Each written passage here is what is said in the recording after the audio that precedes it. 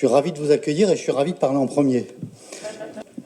Donc, je suis très heureux de vous recevoir ici dans les locaux de la Caisse des dépôts.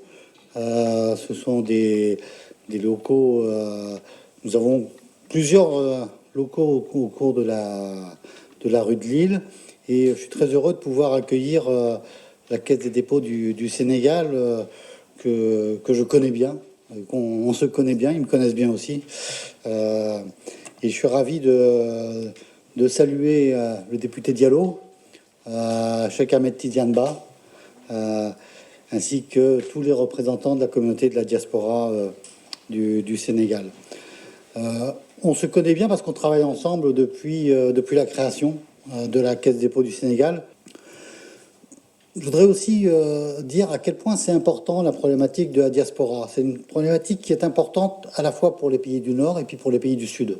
Pour les pays du Nord parce que, bien évidemment, ces diasporas qui sont aussi présentes dans des pays qui ne sont pas des pays du Nord. Mais ces diasporas dans les pays du Nord, elles apportent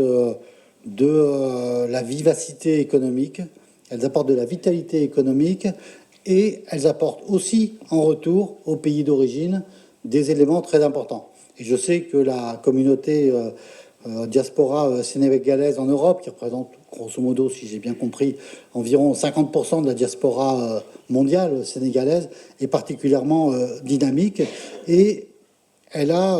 apporté, notamment durant la période de la pandémie, un soutien qui était très important dans les pays d'origine. Et je crois que cela a permis de renforcer les liens. Mais comme Laurent doit se libérer, je voudrais vraiment prendre la parole pour lui exprimer toute la gratitude de la CDC Sénégal pour trois raisons fondamentalement. La première raison, c'est que vous nous avez soulagé de charges très importantes à nous prêter à la salle.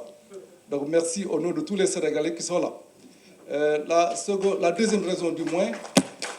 c'est effectivement la coopération, le compagnonnage vraiment de qualité qu'il y a entre la CDC Sénégal et la CDC France. Et c'est en grande partie grâce à vous, grâce à David et grâce à Ali. On vous dit merci du fond du cœur. La troisième raison, c'est que vous allez écouter mon discours. Vous avez tout dit. Vous avez expliqué les raisons fondamentales de notre compagnonnage. Et je crois que tout le monde a compris. Merci pour tout. Et je pense que vous pouvez partir le cœur tranquille. Merci. Alors, mesdames et messieurs, chers amis, c'est un grand plaisir pour moi d'être présent aujourd'hui parmi vous pour la signature du protocole d'entente entre le collectif des Sénégalais de la diaspora et la Caisse des dépôts et d'assignation du Sénégal. Le collectif des Sénégalais de la diaspora a pour ascendant le collectif pour le rapatriement des corps des Sénégalais qui ont perdu la vie à cause de la Covid-19. Et c'est un triste événement qui restera à jamais gravé dans nos mémoires. Mais c'est aussi quelque chose qui a démontré à quel point la diaspora sénégalaise peut mener des combats victorieux de manière solidaire. Et c'est un potentiel, c'est un vrai potentiel, et ce potentiel-là est la clé qui nous permettra d'ouvrir tant de portes qui ont résisté à ceux qui nous ont précédés. Et cet épisode qu'on a vécu nous a consolidés. Et aujourd'hui, nous souhaitons pour le Sénégal un diaspora utile et solide. Ñi ngi am mbégte di teew fii ci signature bi nga xamante ne moo ñu fi indi entre collectif des Sénégalais de la diaspora et la Caisse de dépôt. Et gëm naa ne lii moom buntu la buy ubbeeku ngir diaspora sénégalaise bi réussir projet yëpp. Mais en tout cas kontaan naa lool, je suis ravie d'être ici parmi vous. Voilà, merci. Monsieur le directeur général, nous sommes absolument ravis aujourd'hui de consacrer un rituel qui sera gravé en lettres d'or dans l'histoire, pas seulement du monde, mais de l'Afrique, pas seulement du Sénégal, mais de l'Afrique. J'en suis sûre. Nous connaissons la diaspora chinoise par leur convention internationale. Nous connaissons aussi la diaspora juive par leur convention internationale. Nous allons vers une convention pour les Indiens. Mais ça veut dire aussi que ce sont des peuples qui aujourd'hui économiquement gèrent ce monde-là. Il était temps que la diaspora africaine se prenne en charge et ait la responsabilité, qu'elle porte la responsabilité qui lui revient Mais comme toujours, le Sénégal, en pionnier, en éclaireur, en expert qui défriche, a décidé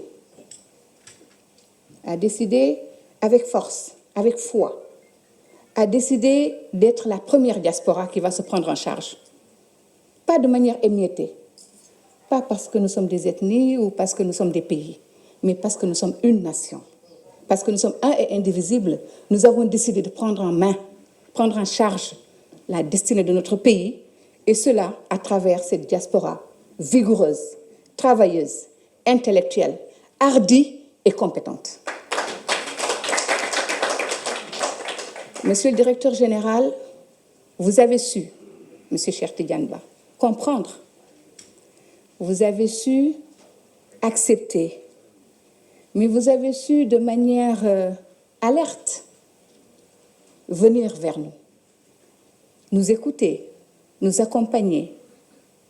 mais surtout compléter le dessein que nous avions de mettre sur pied cette œuvre colossale. Monsieur le directeur général, votre volonté politique, sincèrement personnelle, votre entregent personnel, votre décision personnelle contribue pour beaucoup à cette activité de ce matin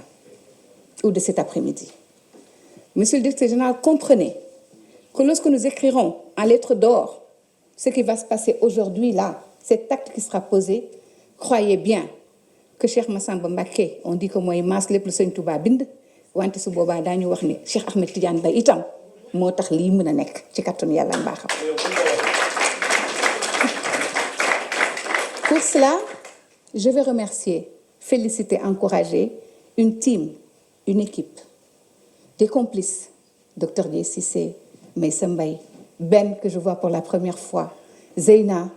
les représentations du CSD dans le monde qui, après le CRC, se sont mis ensemble, ont cru en ce projet, sont venus me chercher sur ma natte de prière avec mon chapelet, me dire « Levez-vous, madame, vous n'avez pas le droit ». Et je suis debout et je ne veux pas me rasseoir, je serai avec vous pour que cette aventure qui va devenir bientôt un challenge et qui sera bientôt un exercice à copier, à dupliquer, à essaimer partout dans le monde, qu'ensemble nous puissions la porter. Et donc pour cela, je dis, mais ce ministre bi waxal na la waxtaanal na la parce que lu ñuy def tey dañu koo gëm lu ñuy def tey dañu koo bëgg lu ñuy def tey dafa doon loo xam ne dafay impacter ëllëg développement Sénégal ak développement Afrique. Tëj rek ci kàddu yu gàtt mooy wax ne yal nañu yàlla defal sutura ci lii ñuy samp yal na yàlla teer toutes les querelles donte amul yal na yàlla teer ñi comprendrewul ndax seen bët leer yal nañu fi jógee mu nekk loo xam ni dafay essaimer partout en Afrique mais aussi partout au Sénégal même pour que ñëpp ñu nekk acteur ñoo jàpp si liggéey bi. maa ngi sant sunu borom bu baax a baax nuyu leen yéen ñëpp kenn ku ci nekk ci turam ak santam di am mbégte nag trop Zeyna man maa la gën a ëpp émotion actuellement maa gën a impressionné wu su ma taxawee en plus ci kanamu Ngoné Ndoye ma ne ngeen bàyyi ma njëkk ko wax parce que bu waxee ba pare man dootuma am dara lu ma ciy teg di leen nuyu yéen ñëpp di nuyu bu baax a baax docteur Dieye di ko baalu àq aussi dafa tëj cabinet am ay fan jógee tukki enchaîné ñu ni ko par force di nga ñëw di nuyu bu baax a baax Cheikh Omar sori na fi tey mais vision am tey la ñuy doxal ni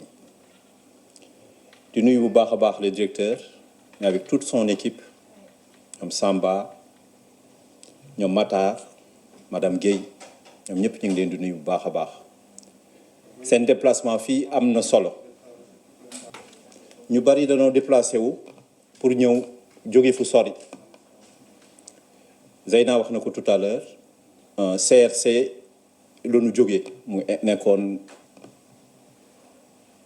lu diis mais comme ni ñu koy waxee rek à chaque fois loolu alxuraan moo koy wax à chaque fois qu'il y a une difficulté il y a une facilité à côté et je pense que di mobilisation bi ñu def ñun ñëpp te lu ñu war a def la doomu Sénégal yëpp moom mooy facilité bi nga xam ni mooy jógee ci difficulté yi ñu nekkoon donc lu ñuy sant suñu borom rek lu ñuy dellu santaat suñu borom bu baax a baax et tey nag dama war leen a présenter CSD bon CSD comme ni ngeen ko gisee xam naa du ma suivre kii bi yëpp mën ngeen ko lire damay jéem a gàttal rek parce que dañoo am retard bu bari CSD dafa am li ñuy wax conseil d'administration structuration am noonu la ñuy liggéey ci ñetti axe nag benn axe bi c'est structurer la diaspora deuxième bi ñu liggéey ci social ñu bari Pape Diop ma koy remercier bu baax a baax mooy vice-président axe social ñu dénk tout ce qui est économie Cheikh Omar loolu moo tax tamit Cheikh Omar dox lii ba dajanteeg ñoom Cheikh Tidiane pour ñu mën a taxawal tey jii lii ñu fi dajalee mais ñuy liggéey aussi ci structuration boobu may wax Mariem Faye nekk ci di ko liggéey ñoom Chérif a ngi nii aussi toute l'équipe derrière su ma tuddee Cheikh Omar rek je pense que ni tudd naa toute l'équipe yi nga xam ni ñoom tey ñoom ñooy tax ñu toll fii mais ñoom ñooy continuer liggéey boobu aussi parce que tey jii dañu ubbil ay buntu rek buntu yooyu nag c'est à nous maintenant de foncer parce que comme li ma wax rek Sénégal yi am na Sénégal yu nekk biir Sénégal ñi nekk biir Sénégal nag ñoom xam nañu ñoom maam naan lay wax ñu ñoo ngi ci biir géej bi ñooñu dinañu xam lan la géej bi di saf mais am na ñenn ñi nga xam ñi ngi taxaw ñoom ñi ngi gis l'horizon mooy Sénégal yi di génn ci biti noonu la wax les deux bouts ñu wax les deux ces deux bouts là bés bu ñu dajee rek le Sénégal normalement dafa war a lancer wu tey jii nag lañu war a teg le Sénégal dans les rampes yi nga xam ne ñu moom moo ñu yóbbu vers le développement mais li ma bëggoon wax tamit tey jii dimension bi rek du Sénégal rek du entre Sénégalais parce que tey jii fii ñu accueillir ay tubaab lañu mais partenariat lañu war a am gagnant-gagnant docteur Dieye américano-gambienne la bi nga xam ne origine am Saloum la Benjeloul origine am Maroc la donc tey dimension bi ëpp na dimension wu Sénégal rek dañuy wax l'être humain tout simplement et ñun foofu la ñu war a inscrire parce que mondialisation moo am maintenant et mondialisation boobu nag ku ci nekk dafa war a dem jëli part de marché ñun tey jii nous sommes des acteurs mais nous sommes des représentants économiques du Sénégal à travers le monde li ñuy wax ne ay gaynde lañu ku ñu jàppale nag ñu dem moi je suis persuadé ne ku ñu jàppale ñu dem donc c'est ce qu'on attend de l'État Cheikh am na vision boobu ñun ñu am vision boobu Cheikh Omar am vision boobu ñun ñëpp ñoo dajale vision boobu tey donc il y a pas de raison que ñu waruñu mën a dem maa ngi leen di remercier. J'ai l'honneur de faire la présentation de la caisse de dépôt et consignation di wax ne caisse de dépôt et consignation benn kër la lu ñuy wax établissement public à statut spécial comme fi ñu nekk nii ci France caisse de dépôt moo ko moom tam muy établissement public à statut spécial. alors ci ñeenti poñ lañ koy def mais comme ni ñu wax rek ñu xool nu ñu koy dëxëñee pour mu gaaw may ngeen comprendre alors caisse de dépôt dinañ wax man mooy kan comme ni ma ko wax kër la goo xam ne dafa am lu ñu ko sant ay métiers gannaaw métiers yooyu ñu wax ko mu def ay mission métiers yooyu noonu donc daf ci bokk ñett rek lañ pour ñu résumer ko benn bi mooy dañ koy dénk xaalis mayuñ ko melul comme impôt mooy dafay recevoir xaalis donc c'est une institution qui reçoit donc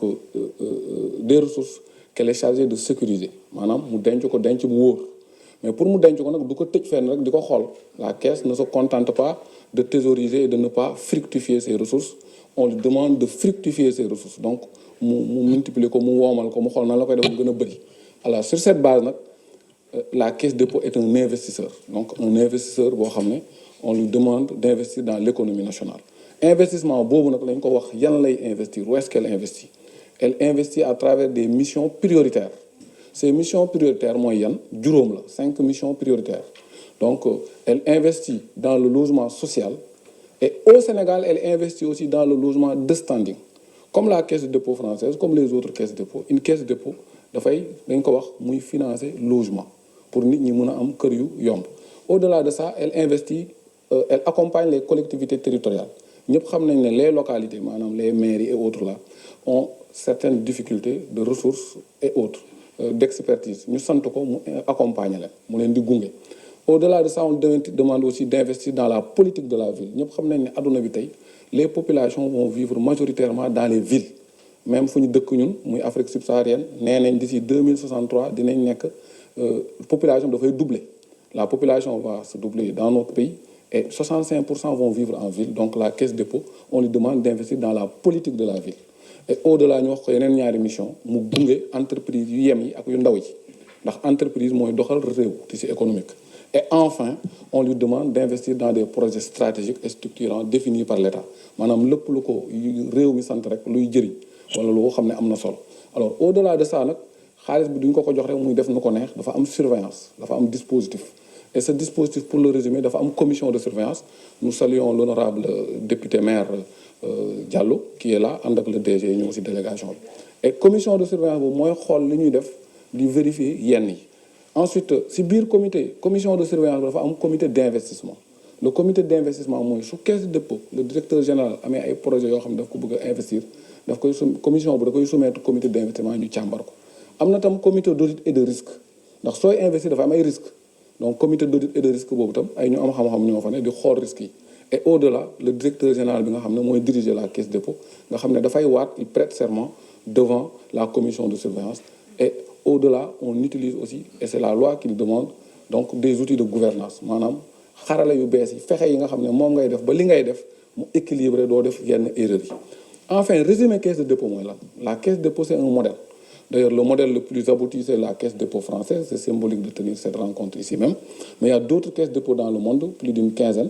Alors, il s'est créé en Afrique subsaharienne aussi beaucoup de caisses de dépôt dernièrement. Et le modèle, lan la mooy caisse dafay jot ay xaalis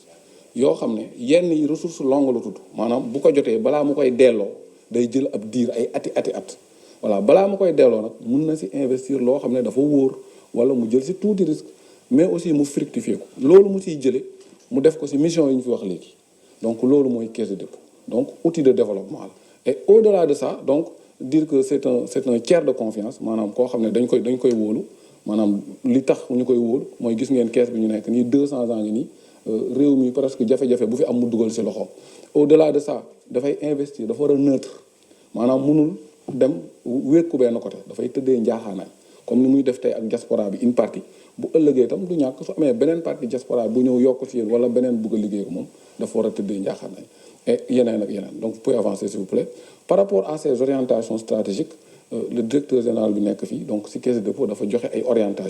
orientation yi si gën a mag benn bi incubation accélération la dafa am projet bu mag bu mu tuddee CDC avenir boo xam ne li ñu si jublu mooy dimbale entreprise yi ndaw yi dimbale ndaw ñi ñu am xëy ñu am stage mais aussi ñu mun am ay entreprises yu dox ëllëg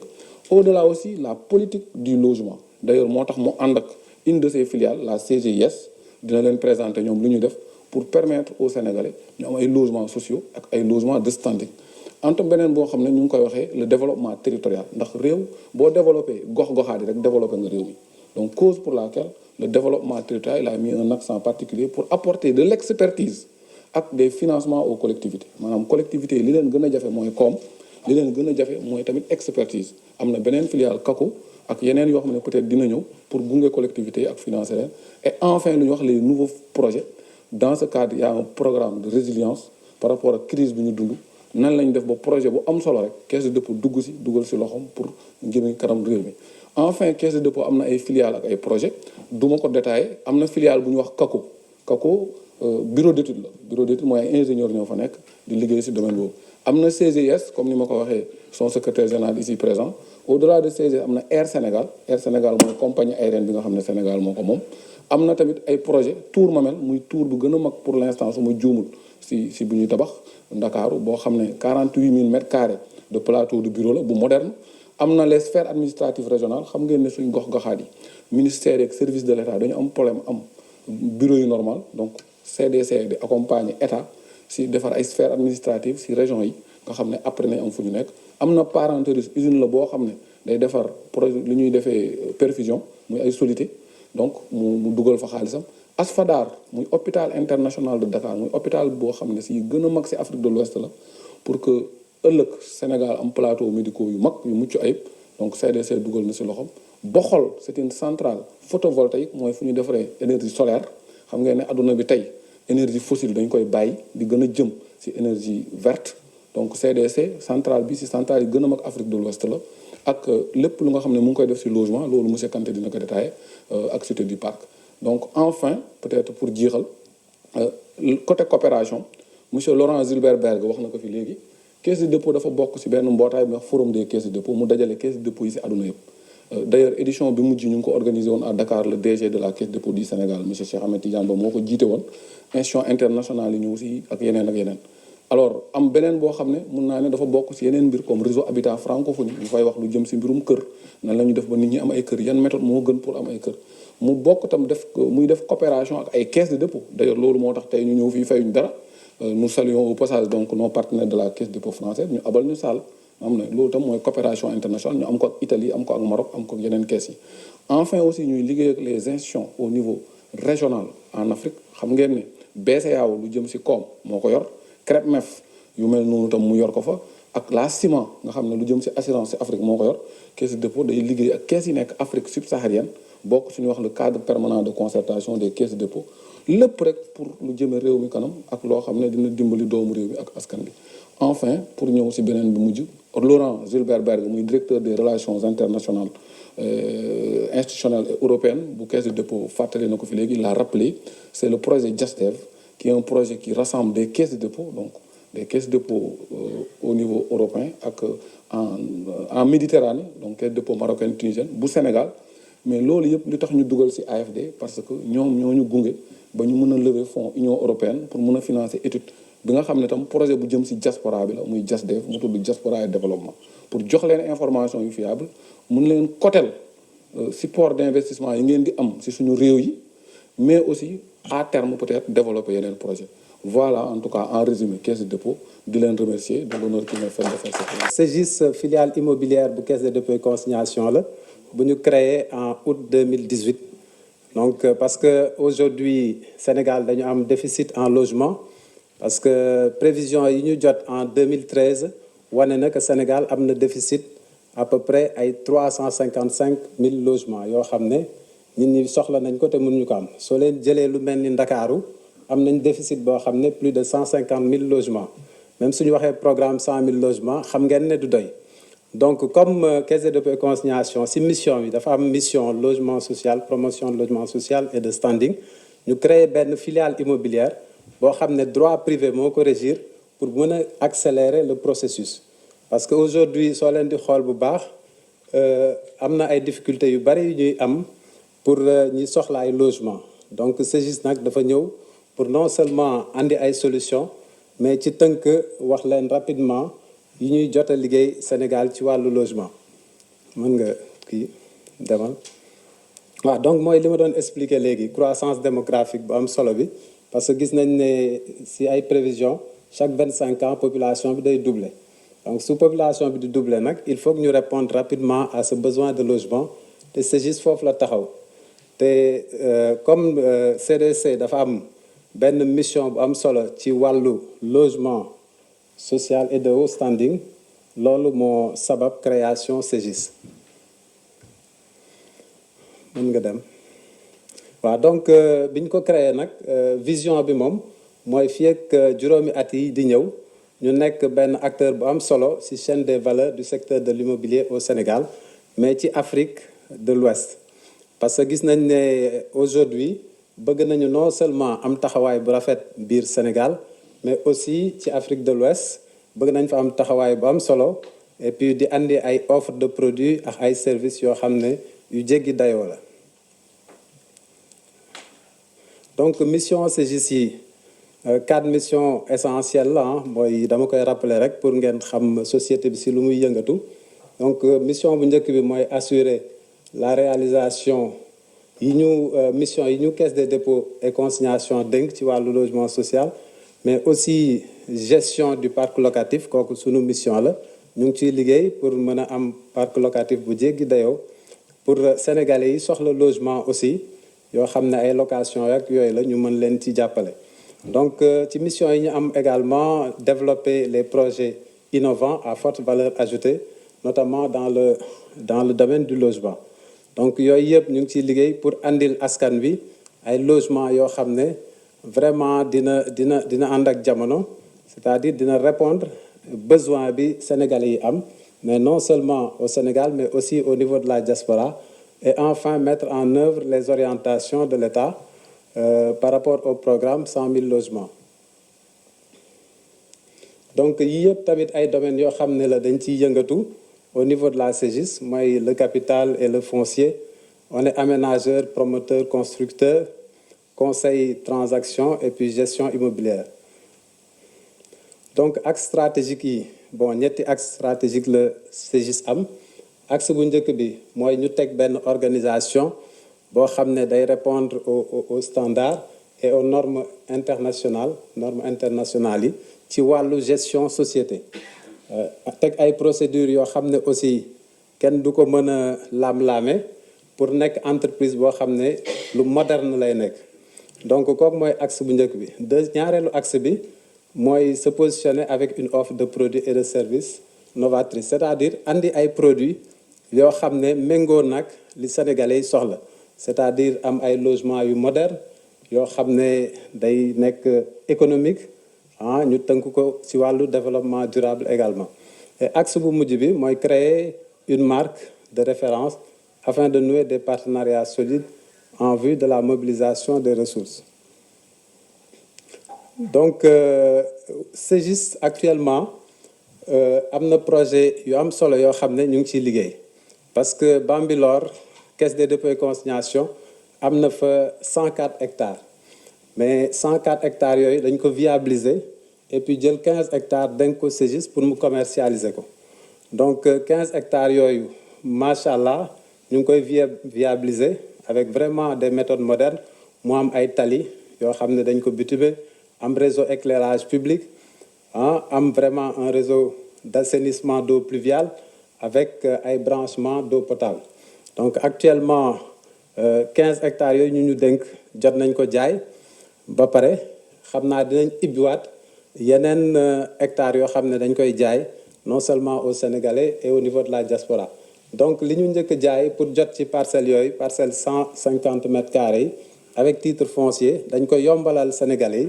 c'est-à-dire pour jot si da ngay joxe 1 million soit nga fay ko en 12 mois wala en 24 mois xooluñu ndagam am ngeen bulletin de salaire wala amoo bulletin de salaire parce que foofu aussi secteur informel bi ñu bari foofu la ñuy liggéeyee dinañ am koom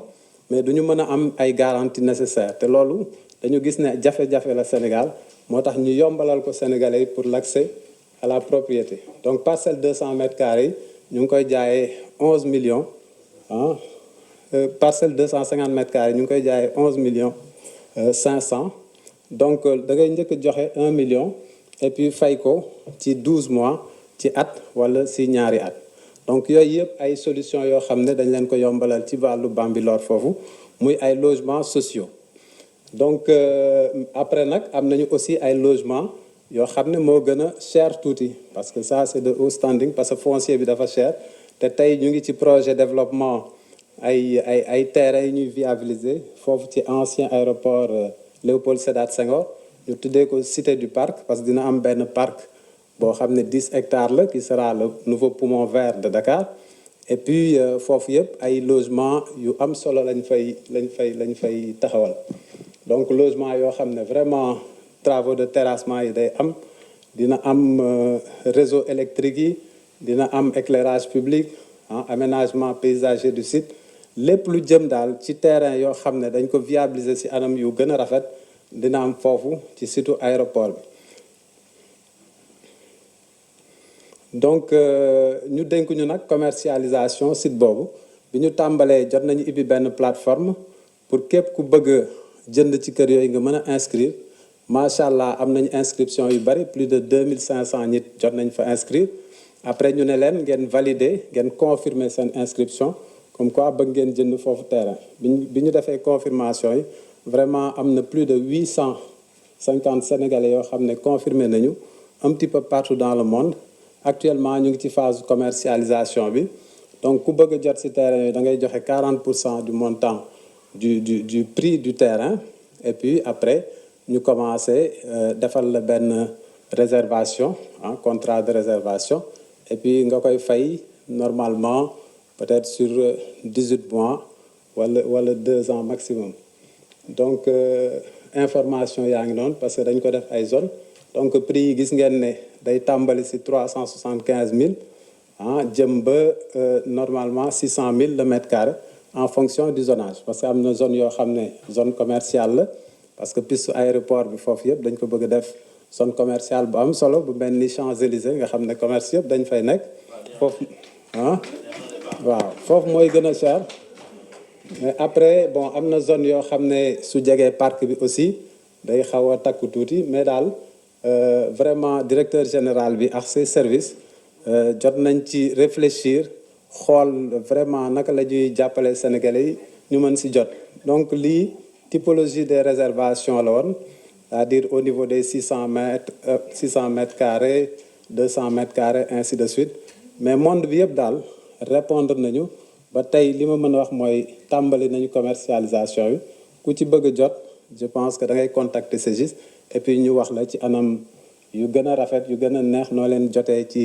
vraiment terrain yooyu. di remercier aussi le directeur général parce que à chaque fois mi ngi xool waa diaspora nu ñu toogee lan mooy seen bëgg-bëgg te mi ngi ciy dox parce que dañ toll parce que dañu toll phase boo xam ne première génération bi certes amoon nañ lien ak Sénégal mais génération yi di ñëw je pense que suñu leen tegalul ay produits yoo xam ne dañ leen di intéressé ñu teg benn passerelle pour ñuy mën dellu Sénégal di fa investir je pense que dinañ perdre cette nouvelle génération mooy xale yi di ñëw donc caisse des dépôts et consignation foofu la taxaw te tey directeur bi toog ni Cheikh Ahmed Tidiane Ba am na pàcc bu bari bu mu si joué pour aller à la rencontre des Sénégalais waxtaan ak ñoom et puis vraiment tegal leen projet yi. dafa mel ni su ma nee diaspora Sénégal rek mooy njabooti Sénégal gi wasaaroo si àddina si loolu la diaspora miin suma papa jógee fa dem fi nga xam ne moom la ñuy wax Sierra Leone ma am suma rakk yoo xam ne foofu leen juddoo man ma juddoo Gambie jógee fa ñëw États-Unis yàgg fa am fa njaboot. kon tey dafa mel ni diaspora boobu noonu boo ko xoolaatee fii ba fukki at si kanam buñ bàyyiwutee suñu xel suñ njaboot googu noonu dinañ tasaaroo bi nga xam ne duñ leen mun a dajalewaat kon loolu dafa nekk loo xam ne lu jara bàyyi xel la kon moo tax collectif bi foofu la sosoo te moo tax mu am solo pour yéen ñëpp képp koo xam ne sax gisoo sa bopp ne docteur Dieye jiite la wala Maysa Mbaye waaye gisal sa bopp pour sa njaboot di nga xam ne juddoo nañ fii France wala juddoo nañ États-Unis wala juddoo nañ feneen ak feneen kon ñooñu buñ bàyyiwutee xel ba nga xam ne ñun dinañ mën a booloo nekk benn jël suñ culture muy suñ culture boolante ko dina jafe lool pour xale yooyu xam seen cosaan mooy fan ndig man boo gisee ma xam suma cosaan mooy fan mooy dama jaar si cosaan wi nga xam ne ñun ñëpp moom lañ taamoo jàng daara jàng école jógee fa ñëw fii kon dafa nekk loo xam ne lu am solo la li ngay gis si sa doom yi pour ëllëg ak sibit naka la ñuy war a mun a nekkee tey boo gisee ñun ñëpp ñu war a mun a toog fii dafa am suñ maam yi ak suñ yaay yi luñ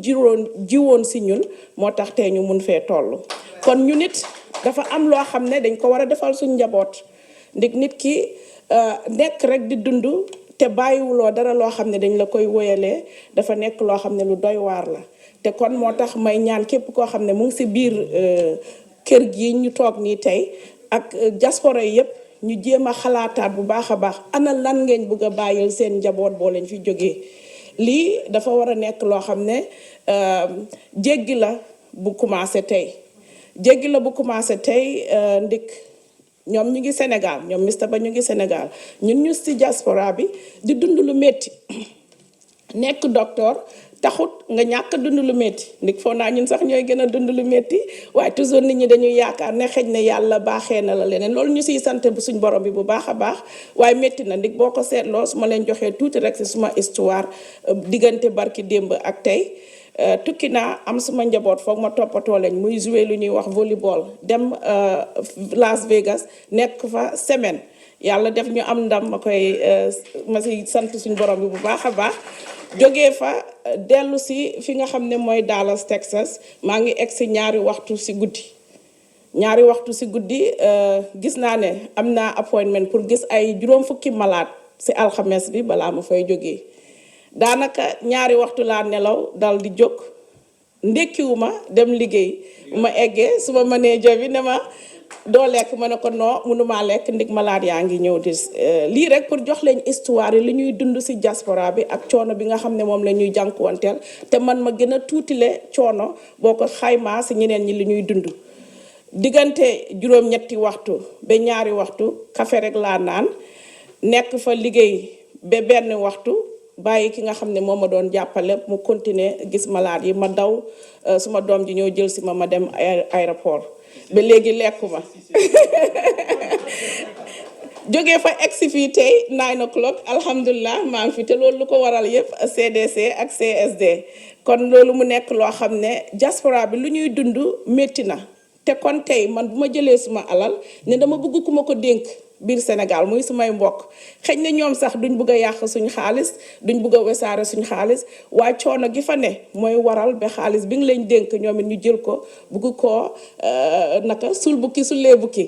balaa ngay dal di jot sa xaalis ba réer léegi nag yàlla indil ñu ñi nga xam ne ñooy CDC ñoom ñu war ñoo mun a dencal fu wóor jël xaalis boobu investal ñu ko kon loolu damay wax ne alhamdulilah rabil alamin CDC lum ñu mun a indil dafa bari du lu tuuti ndig man suma xol dafa rëy suma bëgg dafa rëy ndig yàllaa wax ne lépp loo ma ñaan may ma ko ma jox la boo ma ñaanutee sax dama ko sib kon ñun suñ tuutilee suñ bëgg rek ñun ñoo xeeb suñ bopp ñoo ŋott lu olof di wax ŋott nit ki nag waroo ŋott da nga war a yéwén da nga war a tabe te mënoo yéwén boo amee lu tuuti kon dafay baax ñuy bëgg lu rëy loolu nekku ne pour ngistan la waaye tey su ma waree jox Tata Ngoné $100 mun na koo ban a njëriñ waaye su ma ko waroon jox $100,000 yaakaar naa dina si mun a jënd terrain kon moo tax su may ñaan du ma ñaan lu tuuti te su may ñaanal CSD du ma ko ñaanal lu tuuti dama koy ñaanal lu rëy ki nga xam ne moo amee xaalis bi nga xam ne sénégalais ñoo ko moom dénk ko te moom mu bëgg koo liggéey xamut fu mu koy jaaralee yàlla def ñun ñu egsi ñu ne ko ñun kat am nañ bëgg nañ ay kër bëgg nañoo tabax bëgg nañoo ubbi ay usine ndik tey boo amee sa kër di ko jaay te ñu ngi koy jaay amuñ luñ ko jëndee dafay jafe lool waaye tey ñun CSD suñ jógee ñi nga xam ne ñu ngi ci diaspora bi am xam-xam am bëgg-bëgg pour dem liggéey ngeen jàppale ñu bañ ubbi ay usine yaakaar naa ñi nga xam ne ñu ngi la ñuy employ duñ ñëw rek jënd kër waaye dinañ invest ci biir réew mi te boo gisee kër yi biir Dakar métti ndig ñëpp foofu lañ fàqi dem uti liggéey te kon dafa am lu ñuy wax decentralisation mooy nga jël nit ñi nga xam ne ñoo nekk ci teeru bi partager leen ci biir réew mi te noonu mënoo la ñoo partager ci biir réew mi jox leen ay suufi kese ne leen béy leen jox loo leen luñ jumtuwaay yuñ béyee jox loo leen lenn loo xam ne xam-xam la ci ni ñu war a béyee kon ñun suñ bëgg-bëgg pour CSD mooy lan decentralize li nga xam ne mooy coono gi nit ñi di daj biir Dakar yóbbu ko ci yeneen gox-goxaat yi nga xam ne nit ñi mun nañ faa am barayaal yu mag indi ay machine dimbale leen ñu béy ubbi ay usine li nga xam ne ñu ngi koy béy ñu koy jël di ko jëfandikoo ndig ñun dafa am loo xam ne dañ ko ñàkk a ràññee mooy produit yi nga xam ne mooy jógee suñu réew produit yi jógee suñu réew tey boo demee Amérique nga bëgg diwi mango dafa cher nga bëgg diw boo bëgg lu mel ni diwi ñuul dafa seer yooyu yëpp diw la yoo xam ne mun nañ koo jëfandikoo te li nga xam ne mooy bisaab ñu koy wax wanjo yooyu yëpp dañ koy jël di ko def diwi yaram nit ñi di ko diw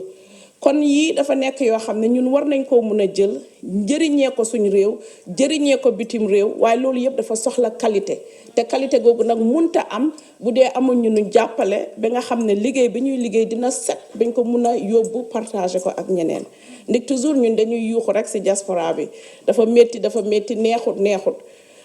Theodore Roosevelt dafa toujours di wax dama bëgg waxam ji mu wax ni mu ne when you complain all the time and do nothing about it it becomes screaming mu ne booy yuuxu ne dama sonn wala dama soxla ndimbal di jàmbat te jógoo def ci lenn yow jooykat rek nga kon ñun diaspora bi nañ lañ bañ a nekk ay jooykat nañ nekk nit ñoo xam ne suñu wax dafay néew lool suñ jëf di bari loolu moo gën a am solo ndik toujours boo gisee li nga xam ne mooy jafe-jafe di problème ma jox leen benn histoire ma egal fii waxtaan bi ba beneen yoon suma doom ji góor ji dafa génn ci néegam fekk benn kudd bu tege mu romb ko ma ne ko kudd googu ci suuf yaa ko fa teg mu ne ma déedéet teguma ko fa ma ne ko moo tax foroo ko mu ne ma waaw ma ne ko kon baax na yaakaar naa boo dellu ci waatee di daw di nga dëggaat kudd gi wax jooju mooy lan when there is a problem you do nothing about the problem you become part of the problem boo gisee benn jafe-jafe am Mr Ba créé ko yow nga toog ne suma yoon newu ci Mr Ba moo ko créé te defoo ci lenn kon yow yaay ki nga xam ne yaa dimbale Mr Ba ba problème boobu nekk problème bu rëy te ma ne ko ne fi mu nekk boo romboon xotti butéel jéggi ko dem dellu si waat daw mu gaañ la kon kan moo gaañ sa bopp mu ne ma suma bopp ma ne ko moo tax soo gisee loo xam ne jaaduwul rek régler ko kon ñun diaspora bi gis nañ loo xam ne coono la ñu koy dund kon suñu warugal la pour ñu jéem koo defar te kenn ku si nekk si ñun ñii ñëpp sa warugal la pour nga jéem a yaatal li nga xam ne mooy CDC jéem a yaatal li nga xam ne mooy CSD ba ñëpp gis ne lii kat li ñuy liggéey suñ njëriñ la te suñ ko fekkee wutit suñ njaboot dinañ ko fekkee ma la ñuy gërëm di lañ sant bu baax a baax di gërëm Mr Ba si initiative bi di gërëm Tata Ngoné si liggéey bu rafet bi nga xam ne mu ngi ñu koy defal Sénégal di ko sant bu baax a baax te du ma mun a fàtte nag di gërëm ki nga xam ne suma magi bopp laa koy ooyee toujours mu naan ma suma rakki bopp mooy Mr Omar Sy ndik moom bu du toon moom lii du mun a am tey kon dañ koy delloo njukkal di ko gërëm di ko sant bu baax a baax di lay ñaanal yéen ñëpp jàmm di ñaan yàlla ñu dem ba gisewaat Sénégal ñu def fa lu gën a rëy lii. La Caisse des dépôts fonctionne avec des normes prudentielles.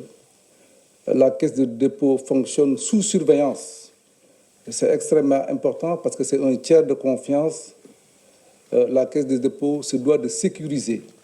l'argent qui est mis à sa disposition. Donc, il faut une commission de surveillance composée essentiellement de députés. Nous avons dañuy saytu sank Samba wax nako dafa am comité d'audit bo xam daf ñuy auditer saa su ne di ñu surveiller ak comité d'investissement boo xam ni ñun amuñu sañ-sañ lu nekk ñu dugg si lépp lu ñuy dugg faaw mu jaar si comité d'investissement mu nangu ko ñu mën si avancer donc directeur général caisse des dépôts du lu ko neex mu def même s'il y a des actes de gestion qu'il peut poser donc dañuy remercier ñi nga xam ne ñoo ñu gunge si mbir moom ma si toftal vraiment docteur Dieng moom defe naa discours mu def c'est un discours extraordinaire wax dëgg weesu na suñu njort si wolof bu leer bu am solo bu am ñam vraiment kontaan nañu lool si yow si ñëw bi nga ñëw aussi waaye kenn wax na ko léegi defe naa dina la jox nga añ dina la jox nga reer boo bëggee ñu tegale si dessert lépp loo bëgg rek dina la ko jox boo santoon jàll tey moom du dina doy waar si yow maam ji jàll la sant kon xam naa fi wax ji jógee alors ma koy nuyu di nuyu le secrétaire général de CSD international may sa ñu ngi lay nuyu bu baax a baax di la gërëm bu ñu la gërëmee gërëmaale Pythagore bu ñu la gërëmaale ki nga xam ne mooy ndeyu mbilli gi wax dëgg damay fàttali keroog ci émission bi ne c'est une rencontre entre deux hommes un carrefour du vouloir servir et de vouloir prendre quelque chose qui lui appartient parce que ñoom ñoo moom état yàlla moom état donc bi ngeen gisee état ñëw si yéen da ngeen ko nangu le professeur Omar Sy nekk sama professeur wax ma ne ma moom am na bëgg-bëgg wax ma bëgg-bëgg bi mu nekk kuy bëgg fu mu fanaan ak koo xam ni wettal la bëgg donc ñu ànd liggéey bi ñu koy gërëm di ko sant bu baax a baax madame le ministre kenn demul nga des ñu ngi lay nuyu di la ziar di kontaan yow tam sa ñëw bi kontaan nañ trop li nga ñëw ànd ak ñun di nuyu tous les membres de CSD le collectif docteur Dieng wax nga ko sànq je pense que li nga wax dëgg la ñaari nit même bu ñu amee ay divergence bu kee taxaw fële tracé trait nga taxaw fi tracé sa trait ku nekk di xoolante croiser les bras defe naa mbiri du avancer loolu kenn ñaanu ko il faut am quelqu'un qui se fasse violence entre les deux parties te yu mel nii defe naa ay réeróor mooy am rek waaye du ay divergence de taille parce que encore une fois je le dis je le rabâche l'État doit être aux côtés de ses citoyens donc ñun un démembrement de l'État ñun bu ñu ay citoyens demandé ñu accompagner leen dañ ciy sawar ba pare nag ubbi bët yi pour ñu xam ni am na loo xam ne au moins ñu ngi koy def biir Sénégal et ça c'est extrêmement important je pense que échange yi ñuy def depuis lors wane nañ lu bëri expliqué nañ leen lu bëri ngeen comprendre ko te di leen wax nag dañ ko def de bonne foi c'est-à-dire que du kes caagi nu réeral ak dugg ni fi génn fi non li ñuy def dañ ko gëm ci ndigalu président de la république ci ndigalu suñu ministre donc loolu dañ koy liggéey am na loo xam ne dañ ko doxal suñu bopp mais loolu yëpp ça participe à mon avis aux stratégies mises en place pour que diaspora bi gën a épanouir je pense que loolu moo am solo may nuyu Al Ousseynou Gassama suñu frère vraiment ñu ngi lay nuyu di la ziar kontaan nañ ci ñëw bi di nuyu maître Ogege je suis désolé si on parle à wolof maître Ogege et je vous le présente c'est notre avocat sur les affaires internationales vous savez que la CDC investit aussi sur l'international quelqu'un parlait je pense c'est Samba qui a donné l'exemple de l'usine de Bokhol l'usine photovoltaïque de Bokhol où nous avons investi pour avoir de l'énergie photovoltaïque. Je pense que c'est extrêmement important. C'est quelqu'un qui nous accompagne dans ce genre d'affaires et qui nous accompagne même dans les affaires intérieures parce que c'est quelqu'un qui a des relations extrêmement pointues au niveau du Sénégal. Maître Ogege, merci d'être venu. Mais nous, président association, il fait parce qu'il y a beaucoup d'associations qui sont là. Rosgi, ñu ngi fi CISD ñu ngi fi ñu ngi leen di gërëm seen ñëw bi l'association des jeunes Pavé Neuf ñu ngi fi ñu ngi leen di nuyu waa FETAF ñu ngi fi l'association des ressortissants de Fatick l'association des ressortissants de Ziguinchor ASCD ñu ngi leen nuyu di leen gërëm parce que loolu day wane ni li ñuy def nii ñun ab junj rek la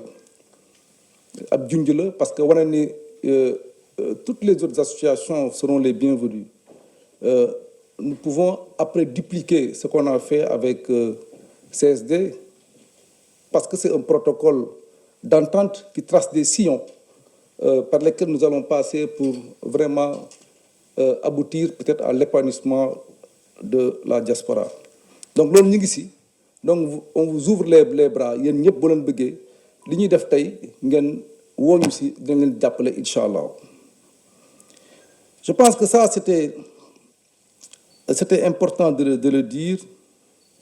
qu'il y a 3 raisons fondamentalement pour présider à cette réunion-là. La première raison,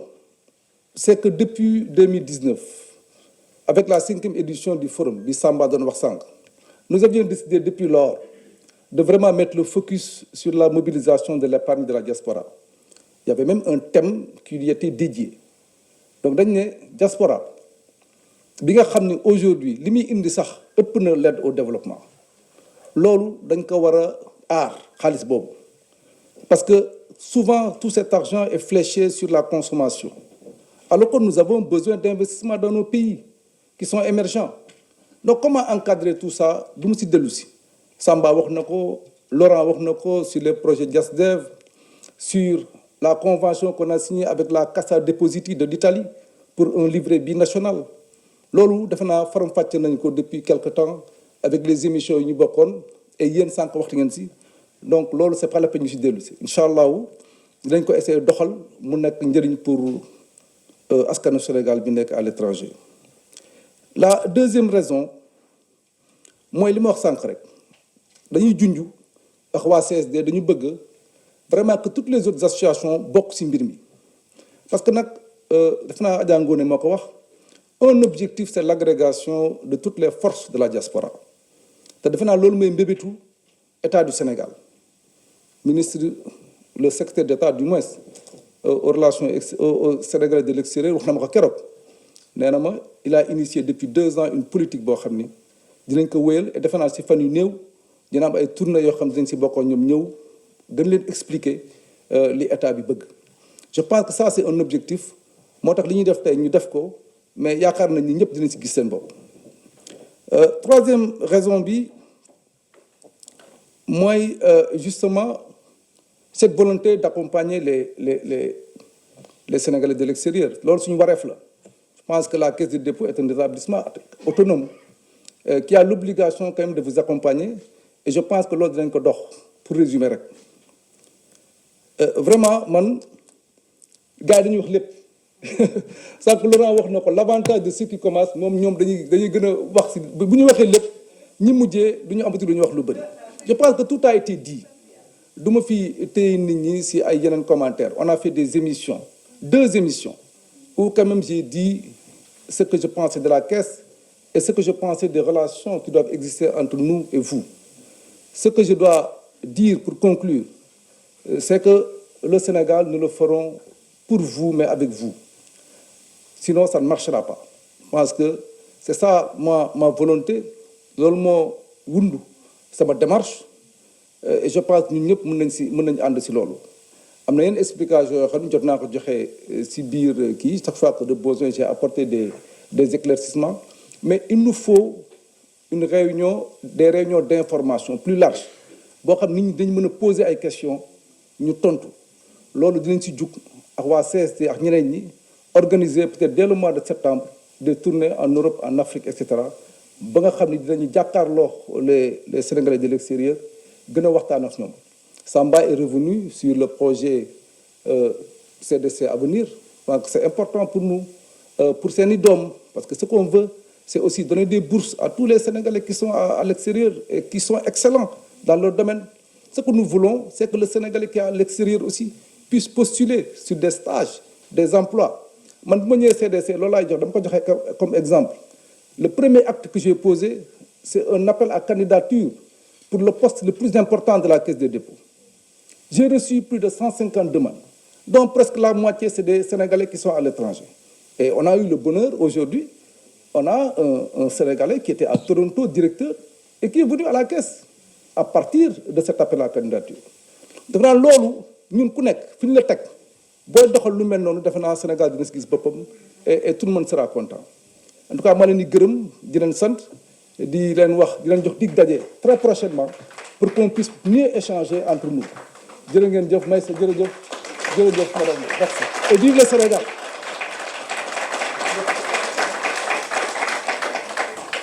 Voilà, merci monsieur le directeur général. Vous les avez applaudis, mais il faut encore applaudir les 2 patrons. Parce qu'actuellement, le retard est amené à 3 minutes. Donc le retard est amené à 3 minutes, donc il faut les applaudir, docteur Dieye et M. Ba. Donc sans plus tarder, je vais appeler Aïcha Gueye pour qu'elle remette les parapheurs et que M. Ba et Mme Dieye puissent...